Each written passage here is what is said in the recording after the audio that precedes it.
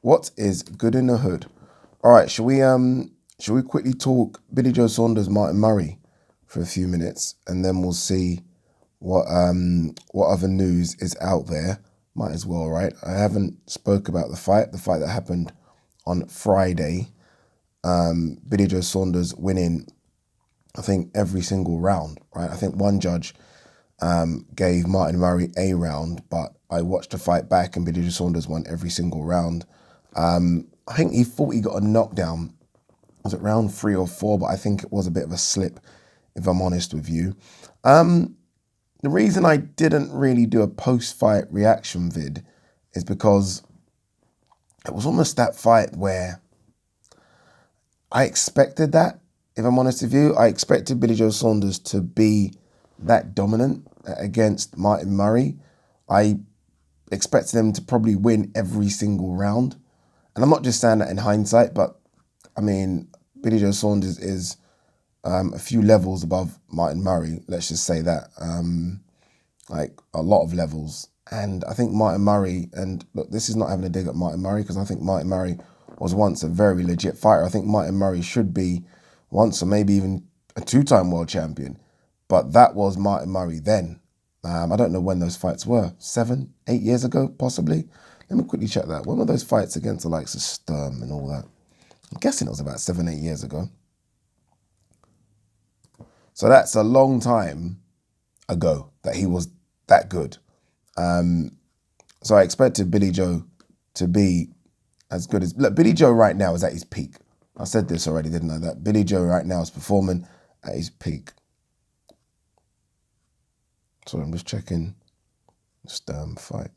Jeez, a long time ago. Jeez! Didn't know it was that long ago. Felix Sturm was 2011. Sergio Martinez, 2012. Sorry, 2013. That's how long ago Martin Murray was at his peak. So yeah, I expected those kind of scorecards.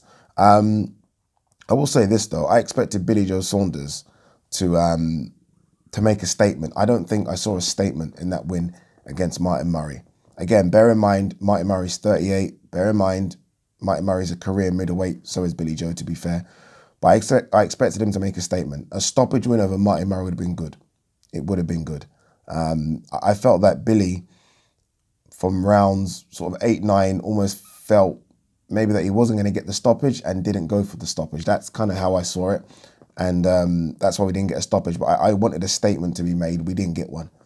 But then it makes me laugh because he beats Martin Murray, who everyone had him favourite to beat, right? Every single person had him massive favourite to beat Martin Murray.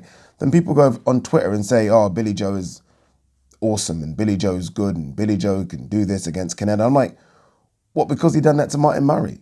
Is that how it works? That's not how it works for me at all. I learned nothing in this fight, nothing. And that's not even a dig at Billy Joe, but I try and watch fights to kind of learn something from it. I learned nothing. What I did learn is that Billy Joe Saunders should get his ass back down to 160 now.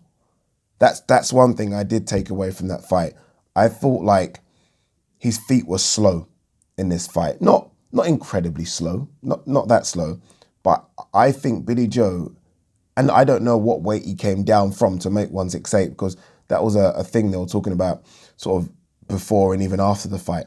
But I think Billy Joe's feet at 160 are a lot faster. I think his hands are a lot faster as well. I think he looked a bit sluggish. Definitely his feet in this fight. So I think Billy Joe should make his way back down to 160 as soon as possible. I get why he's at 168, but I think that's more because of him, and he struggles to make 160 because he's not living the life correctly. I think we all can agree on that. I think even Billy Joe can agree on that. And I just think at 168, look, he's been fighting middleweight. Since he won the belt from Shefat Isufu, he's been fighting guys that are 160 anyway. That fight he had on the undercard of YouTube is that guy was a career middleweight. Martin Murray is a career middleweight. Billy Joe himself is a career middleweight. So look, he's been fighting middleweights. Get back down to 160 and then we can see. There's nothing really more to say about the fight. What there is to talk about is what next, right? I mean, it's been, I think, a disaster of 3 years for Billy Joe. It's good that he got out, good that he made some money, good that he's now in shape, so hopefully he doesn't balloon and go past it. go past a good weight for him now. But what next? What next, people? Because we've been having these conversations with Billy Joe, or hearing these conversations around Billy Joe for a few years now. What next? The reason he left Frank was because Frank couldn't get the fights. I really have to say this and keep saying it. He left Frank because Frank couldn't get the fights. He didn't leave Frank out of love, like he fell out of love for Frank, or that Frank weren't paying him, or anything. He left Frank because Frank couldn't get the fights. Now, I will say this. Frank got him, and say what you want about what level these fights were. Frank got him Chris Eubank Jr., which was at the time quite a big fight, by the way, Andy Lee for a world title shot, and David Lemieux. That's what Frank got, right? And now, those fights might be easy to make. I'm not stating that. I'm just saying those are the 3 names on his resume. Those are all Frank's fights. He's signed to Eddie, right? Because Eddie's got all the 160 and 168 fighters. Eddie's got the Sky Sports money, the DAZN money. And we have seen nothing. Nothing. Now, Eddie might want to pass the buck and say it's Sky Sports in terms of them putting up the money for these big fights. But no. He was signed to you because you were the man that was supposed to deliver the big fights. Now, look, granted, they were close to Canelo fight. Close. And if it wasn't because of a pandemic, he might have had it. But right now, we haven't seen him with anyone since he signed to Matchroom. We need to see him in a fight. We need to see him in a fight. I mean, we can keep mentioning the names that we keep hearing every post-fight interview with Billy Joe Saunders. We keep hearing Golovkin. We keep hearing Canelo. We keep hearing Callum Smith. We keep hearing Demetrius Andrade. We ain't getting those fights. We ain't getting those fights. And Callum Smith's fighting Canelo. I mean, Golovkin's had those fights with Canelo. Like, honestly, like, it's not even Billy Joe. Like, even if I'm Demetrius Andrade, I'm like, get me a fight. Get me a fight. I mean, just match them both up. I don't understand why they can't have that fight. Do I think the fight will be boring? Yeah, hella boring, but it's still a big fight. So for me, that's the fight to make. It's Demetrius Andrade at 160. At 160.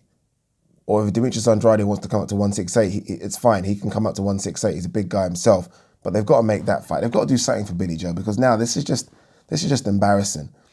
Again, that's why I didn't really want to talk about this fight on the weekend. And again, not digging out at Martin Murray here, but what's he doing fighting Martin Murray? A guy that retired after a Hassan and Dam. That's the guy that retired 2 years ago. And we were kind of supposed to feel like this is going to be some sort of fight for Billy Joe. A fight that retired 2 years ago. That had a couple of gimme fights and then fights Billy Joe for a world title. I don't even know how that fight was allowed as a voluntary, if I'm honest with you, because Martin Murray shouldn't be ranked in the WBO's top 10, top 15, whatever. Anyway, we'll move on from it. What, have we got any news? Don't know if we've got any news, peeps. AJ's back this weekend. The big man's back. Can't wait for that. Can't wait for that. Quick one here about Daniel Dubois. He suffered a double fracture to the eye socket. Jeez, man. Hopefully he recovers well. Yeah, hopefully he recovers well, man. Good luck to the big man. Like him. I like him. I like Daniel Dubois. Nice, humble kid. And he started to get a bit of personality as well. Yeah, I think there are a few boxers that might need to look at their training setup. He might be one of them. And it's not a disrespect to the trainers they've got. It's just like I said, once you go up a level, sometimes your trainers also have to go up a level. That's always been my take on things. Yeah, so we'll see what he can do when he comes back. But he's going to take a lot of building up. Anything else before we wrap? December 19th. Jeez, Canelo, Callum Smith. Can't wait for that one. I think I saw something about Lawrence Okoli, and he's got an opponent now. So he is fighting for a world title as well. The guy actually fought that Lawrence is fighting, I believe, fought yesterday. I'm going to see if I can find who it is. I think it is C-Slack, a guy called C-Slack. Let me quickly put his name into BoxRec. 2 secs, people. You might want this information, I don't know. Michael C-Slack, I think, is the guy that he's fighting.